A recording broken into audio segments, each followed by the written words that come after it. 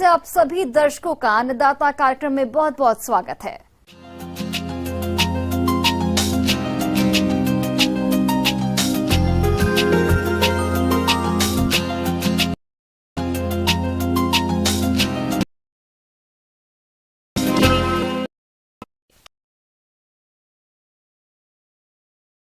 कि इसके बागों की ज्यादा देखरेख करने की जरूरत नहीं पड़ती है। कटहल का उपयोग आमतौर पर लोग सब्जी, अचार इत्यादि बनाने के लिए करते हैं।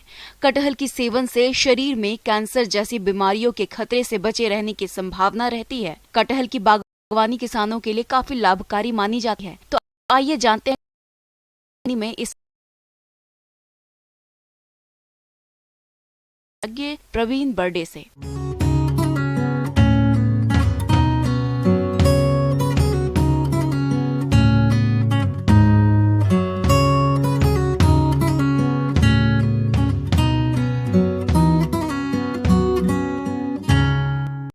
किसान भाई नमस्कार। आपको जैसे कि फल भी कहा जाता है और सब्जी भी कहा जाता है और काफ़ी लोकप्रिय है यह फल है कटहल, जिसे कि जैक फ्रूट कहा जाता है, जो कि अधिकतर सब्जी में इसका उपयोग किया जाता है। साथ में इसका उपयोग जैसे कि अचार वगैरह में होता है। लगभग इसकी असम का स्थान सर्वोत्तम है।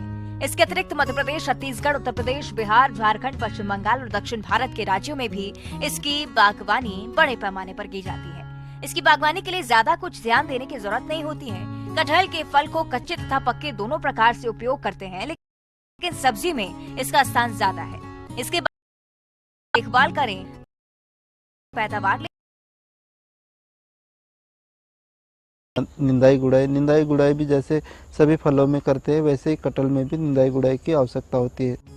पौधा लगाने के बाद से 1 वर्ष तक पौधों की अच्छी देखरेख करनी चाहिए। पौधों के थालों में समय समय पर खरपतवार निकालकर निराई गुड़ाई करते रहना चाहिए। साथ ही पौधों को रोपाई की शुरुआत में कुछ मौसम में 15 दिनों के और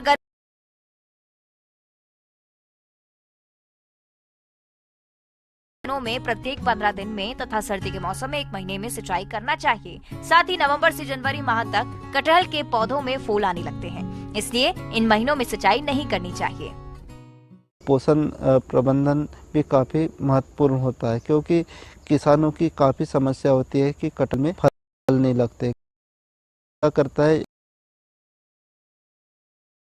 खाद एवं उर्वरक का प्रयोग नहीं करता है, तो इस कारण इसमें पोषक तत्वों की कमी आती है और साथ में फलन नहीं आता। पौधे 10 उसमें 80 से 100 किलोग्राम गोबर की खाद, 1 kilogram urea, 2 kilogram single super phosphate तथा 1 किलोग्राम म्यूरेट ऑफ पोटाश प्रति वर्ष जुलाई अगस्त देते रहना चाहिए।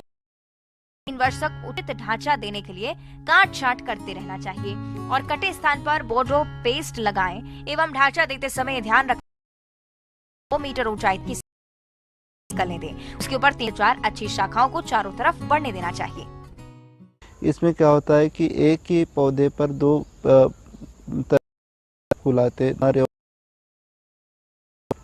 जो नर फूल है वो झड़ जाते हैं और जो मादा फूल है उससे कटहल बनता है। तो इसमें हमें इस बात का ध्यान रखना है कि कटहल जब एक पौधा करीब 2-4 पौधे साथ में लगाए, जिससे कि इसमें परागण हो सके और कटहल इसमें फूल जाए। ऐसे तो कटहल के रोग तथा कीट का प्रकोप बहुत कम होता है, लेकिन इसमें लगने वाला प्रमुख रोग फल सड़न है। ये रोग राइजोपस आर्टोकार्पाई नामक कवक के कारण होता है।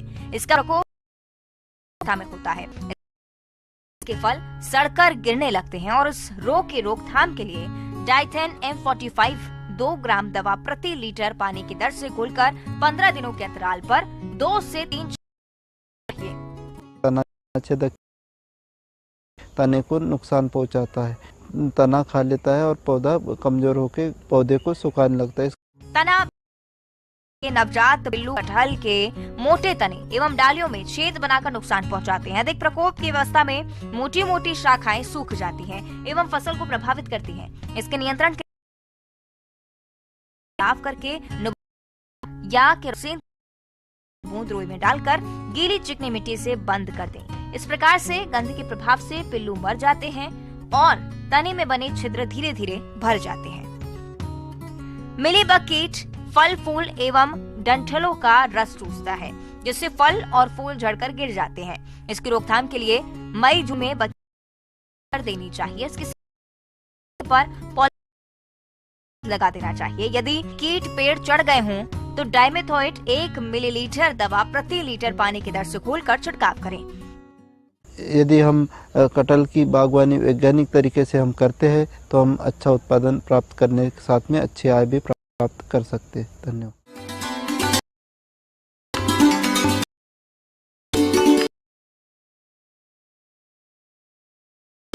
आइए जानते हैं अन्नदाता निःशुल्क फोन के माध्यम से पूछे गए समस्याओं का समाधान। अन्नदाता निःशुल्क फोन संपर्क सेवा के माध्यम प्रश्नों में से आज हमने जिस प्रश्न को कार्यक्रम में शामिल किया है उसे पूछा है ग्राम सलेमपुर, जिला मधुबनी के कृषक विमलेश राय ने। ये परवल की फसल में किए जाने वाले जरूरी कार्यों के बारे में जानकारी चाहते हैं। तो विमलेश राय जी, आपकी जानकारी के लिए प्रस्तुत है कार्यक्रम का ये अंश।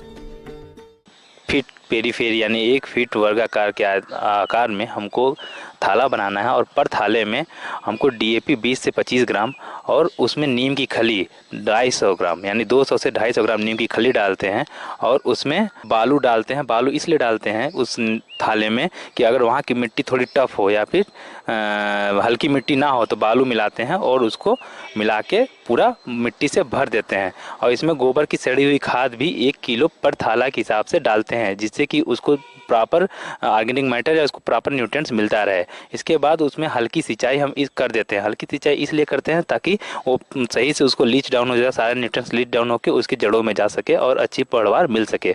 उसके बाद इसमें हम देखते हैं कि अगर घास के ऊपर घास निकल रहा है तो एक इंटरकल्चर ऑपरेशन यानी निकाई गुड़ाई कर देते हैं। ये निकाई गुड़ाई हम तब करते हैं जब इसमें सही से पानी की नमी, पानी की जो मात्रा है वो मतलब देखें कि थोड़ा बहुत ठीक हो चुका है, ये नहीं कि नमी ज्यादा है उसी में निकाई गुड़ाई करना शुरू कर दें।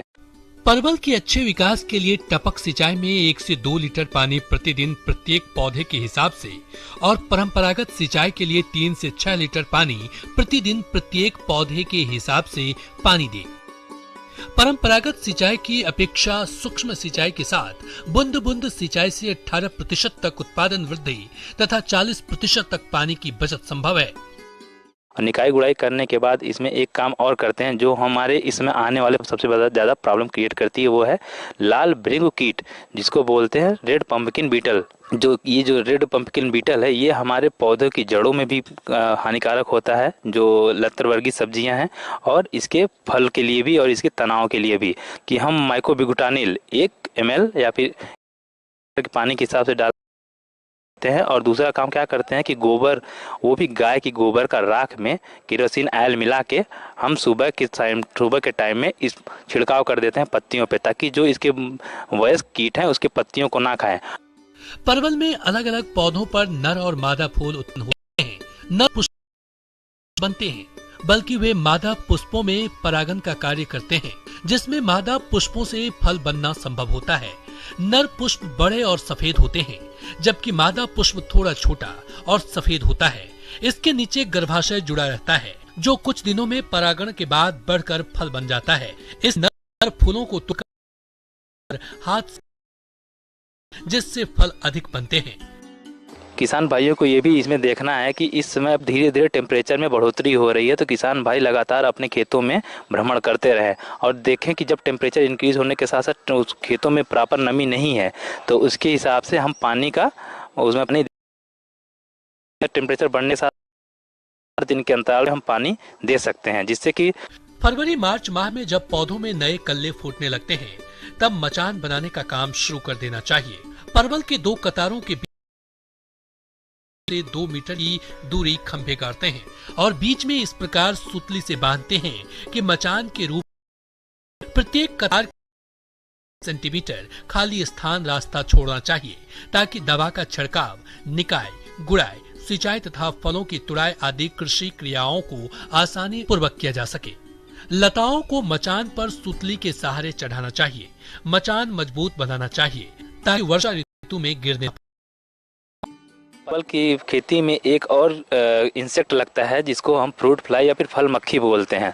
फल मक्खी हमारे फलों को डैमेज करती है, उस फलों को छेद करके घुस जाती है और फल को डिस्ट्रॉय कर देती है। तो उसको रोकने के लिए हमको डाइमेथोएट 1 ml 3 लीटर पानी में मिला के हम स्प्रे करते हैं, जिससे कि फल मक्खी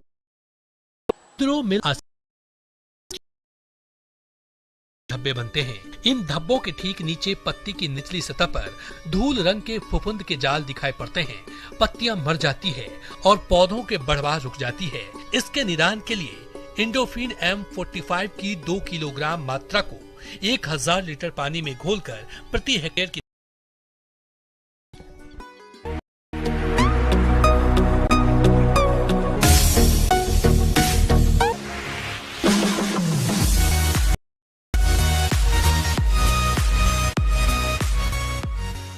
एक नजर डालते हैं राज्य के कुछ मंडियों के प्रमुख फसलों के बाजार भाव पर।